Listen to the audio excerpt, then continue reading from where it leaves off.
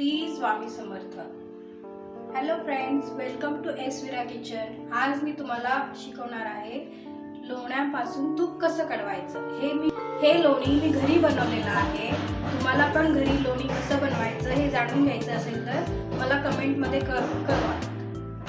हे बघा, लोणी हळूहळू वितळत आहे। हे बघा, लोणी आता पूर्णपणे वितळलेलं आहे। असं फेस येतं वरती।